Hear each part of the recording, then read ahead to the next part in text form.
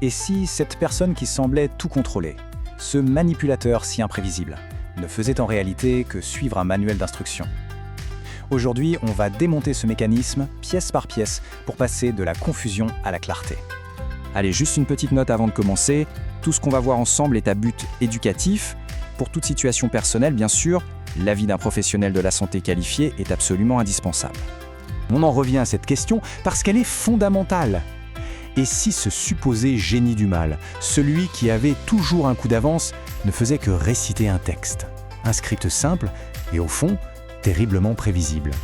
Rien que penser ça, ça change toute la perspective, non? Et c'est la promesse d'aujourd'hui. À la fin de cette analyse, le brouillon se lève. On aura les outils pour voir la situation telle qu'elle est vraiment, avec une clarté quasi chirurgicale. Allez, on attaque le premier module. On va s'attaquer au mythe du génie. Pour reprendre le contrôle, la toute première étape, c'est de comprendre que ce qui nous paraît si complexe et unique est en fait d'une banalité déconcertante. Voilà le grand tour de passe-passe. D'un côté, on a l'illusion d'un grand joueur d'échecs, d'un stratège hors pair. Et de l'autre, la réalité clinique, bien moins glamour, c'est un script, un programme qui exécute les mêmes lignes de code encore et encore. Ce n'est pas de la créativité, c'est de la répétition pure. Et ce script, on le connaît. Ça commence toujours par une phase de bombardement d'amour intense, puis ça bascule dans la dévalorisation. Vient qu'ensuite le traitement par le silence pour punir, et bien sûr, le fameux gaslighting pour faire douter de sa propre réalité. Ce ne sont pas des coups de génie, ce sont juste les chapitres d'un mode d'emploi. Et ça, c'est le point le plus important à saisir, rien de tout ça n'est personnel. C'est un mécanisme de défense pathologique. C'est comme un robot programmé pour se protéger d'une faille, d'une honte profonde qu'il ne peut pas gérer. Il exécute son programme sans aucune spontanéité. Alors, faisons une petite pause, juste un instant. En repensant à certaines situations, est-ce que les étapes de ce script deviennent plus claires? Le simple fait de les nommer, de les identifier, c'est déjà le début de la prise de distance. Ok, on a vu le quoi, le script. Maintenant, voyons le qui. Qui se cache derrière ce masque de tyran tout-puissant? La réponse est assez surprenante. Un enfant. Un enfant profondément immature. Voilà une image mentale très puissante à garder en tête. Essayez de visualiser ça. Un petit enfant, disons de 5 ou 6 ans, qui flotte dans un costume d'adulte beaucoup trop grand pour lui. Parce que la réalité clinique, c'est ça. Derrière la façade d'autorité et de contrôle, l'âge émotionnel est bloqué quelque part dans l'enfance. C'est un adulte incapable de réguler ses propres émotions, incapable de gérer son estime de soi, sans un apport extérieur constant. Et quand on adopte cette perspective, la transformation est radicale. Le tyran si effrayant devient un enfant capricieux qui tape du pied. L'intimidateur perd tout son pouvoir.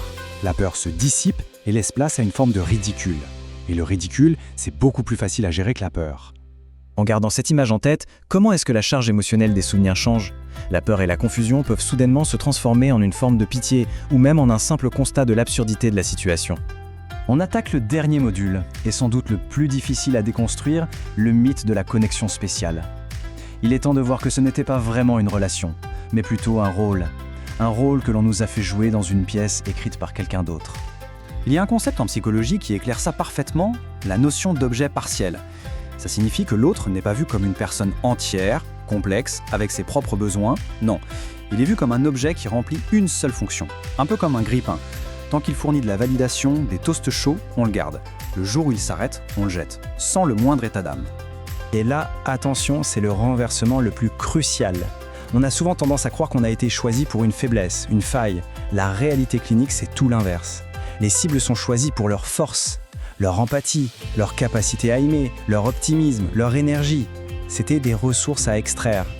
En fait, la relation tenait sur une sorte de pacte invisible. D'un côté, une personne en demande, et de l'autre, une personne empathique qui s'est retrouvée enfermée dans le rôle du sauveur, du parent.